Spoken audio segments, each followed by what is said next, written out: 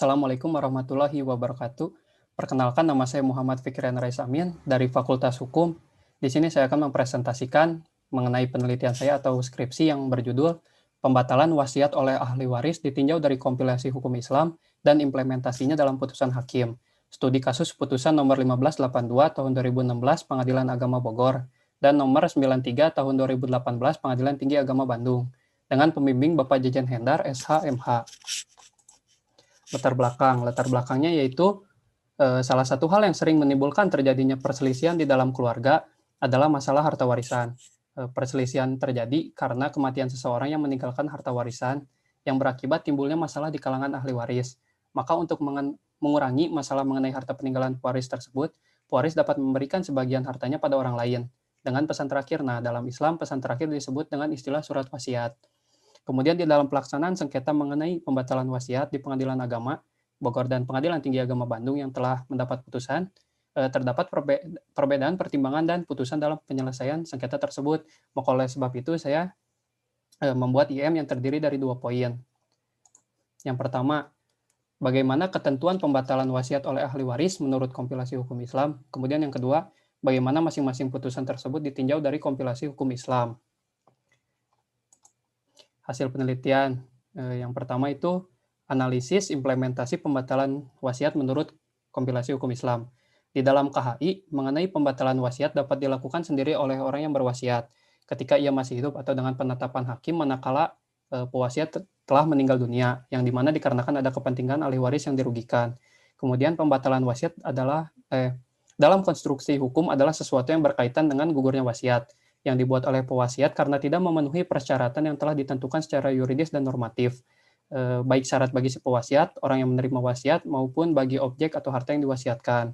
Kemudian yang kedua, analisis pertimbangan hakim dalam putusan pengadilan agama. Di dalam pengadilan tingkat pertama ini terdapat 2 poin yang menjadi pokok pembahasan. Yang pertama, mengenai kewenangan atau kompetensi absolut pengadilan agama.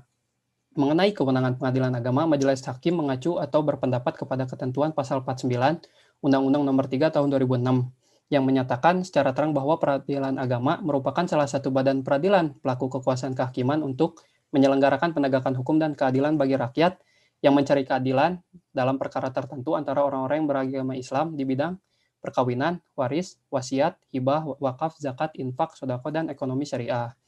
Maka dengan mengacu kepada pasal 49 ini, pengadilan agama berwenang untuk memeriksa dan memutus mengenai pembatalan akta wasiat.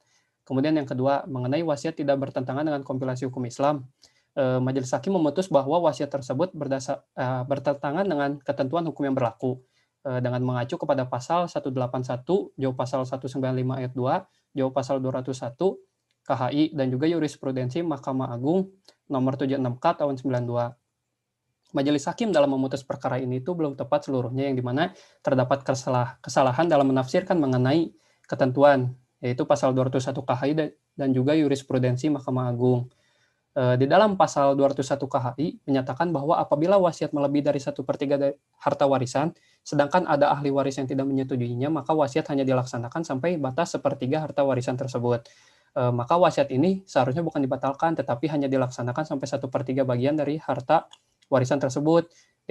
Dikarenakan juga tergugat dan yayasan yatim piatu ini memiliki hak terhadap wasiat tersebut, dikarenakan itu adalah kehendak dari pewasiat itu sendiri. Kemudian mengenai jurisprudensi Mahkamah Agung RI menyatakan bahwa hibah yang melebihi 1/3 dari luas objek yang dihibahkan adalah bertentangan dengan ketentuan hukum. Di dalam perkara ini yang menjadi hal persengketaan ialah mengenai wasiat, bukan hibah. Maka itu salah, dikarenakan hibah dan wasiat itu berbeda. Kemudian yang ketiga, analisis pertimbangan hakim dalam putusan Pengadilan Tinggi Agama.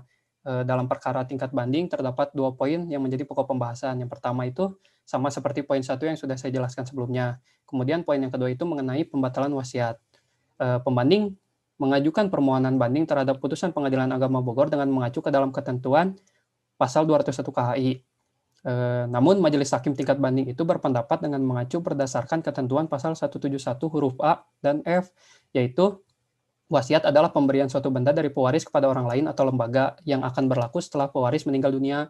Maka bahwa wasiat tidak dapat dipisahkan dari ketentuan tentang kewarisan, yaitu tidak boleh melebihi 1/3 dari harta warisan. Maka harus diketahui semua harta waris yang ditinggalkan oleh pewaris.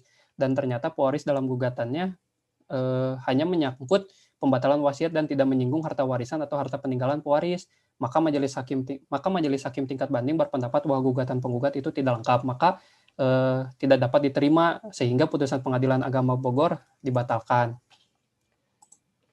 Kemudian kesimpulan dan saran.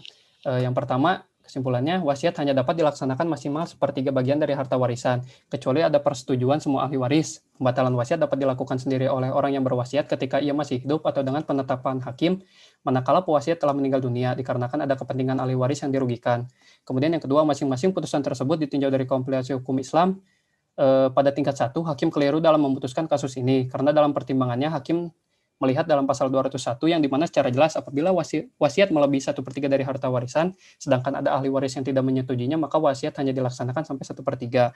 Kemudian dalam tingkat banding itu hakim melihat bahwa gugatan penggugat hanya menyangkut pembatalan wasiat dan tidak menyinggung harta waris atau harta peninggalan almarhumah secara keseluruhan. Kemudian saran, yang pertama itu dapat memberikan pemahaman kepada masyarakat tentang pentingnya surat wasiat dalam pembagian harta warisan agar segala harta kekayaan si peninggal itu dikelola dan dibagi dengan adil, serta terhindar dari perselisihan di antara ahli waris, yang dimana dengan harus mengacu dengan ketentuan rukun dan syarat yang sudah atau ditetapkan oleh kompilasi hukum Islam itu Al-Quran dan Hadis, serta dalam kitab Undang-Undang Hukum Perdata. Kemudian yang kedua, dapat memberikan saran-saran kepada seluruh hakim yang berada di bawah naungan Mahkamah Agung, yang dimana hakim dapat memberikan rasa keadilan dalam setiap putusan-putusannya agar menimbulkan kepercayaan masyarakat terhadap hukum, khususnya di Indonesia. Sekian dari saya, terima kasih. Assalamualaikum warahmatullahi wabarakatuh.